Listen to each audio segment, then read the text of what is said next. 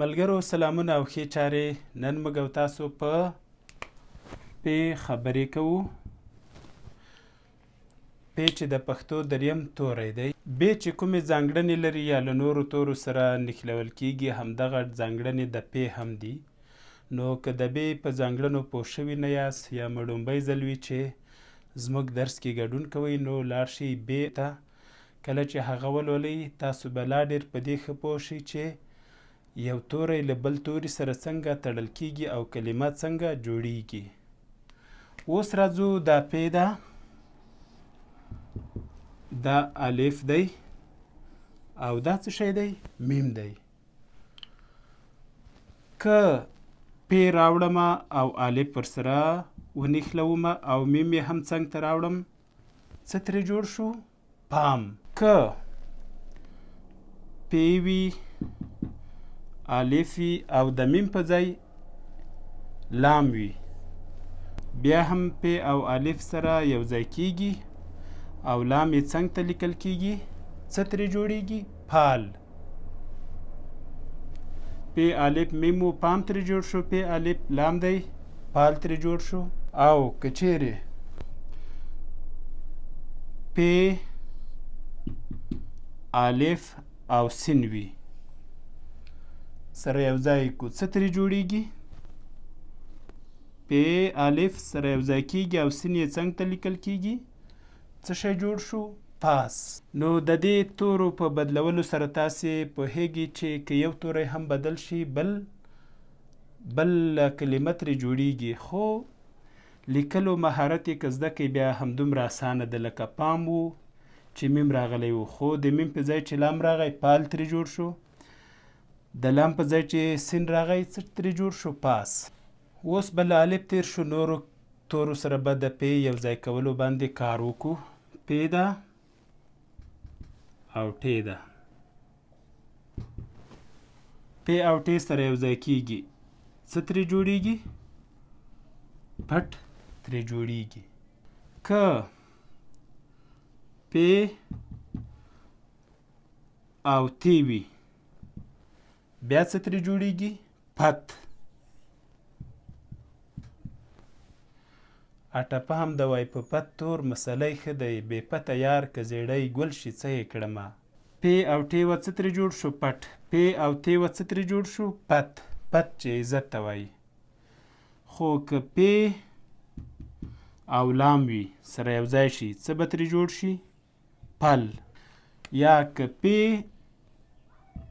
او ړې وي سره یو ځای کو څه ترې جوړیږي؟ پړ. پړ خو پیژنئ وایي پړ مې کا مړ مې کا. اوس راځو پې سره د دوو تورو په ځای درې توري یو ځای کوو. پې ده رې ده څه شی شو؟ پر. خو که پې وي رې وي واو وي او نون وي څنګه کیږي؟ پې رې یو ځای لیکل کیږي، واو او نون ورسره څنګ په څنګ لیکل کیږي څه ترې جوړ شو؟ پرون. پې ده رې ده واو ده نون په ځای الف دی څه ترې جوړیږي؟ پې ورې همغه شان لیکل کیږي، واو راځي او نون په ځای الف راځي څه ترې جوړ شو؟ پروا. همدا پې ده رې ده واو دی الف دی او زې ده څه ترې جوړیږي؟ ګوره همغه ټوله کلمه ده، پې ورې ګډ لیکل کیږي، واو الف او زې راځي څه شی جوړ شو؟ پرواز. بیا هم همداسې ورته نورې کلمې لیکو. پې لیکو، نون لیکو، دل لیکو. پې نون او دال دا درې واړه څنګه کیږي؟ یو ځای کیږي څه ترې جوړیږي؟ پند. پند نصیحت عبرت.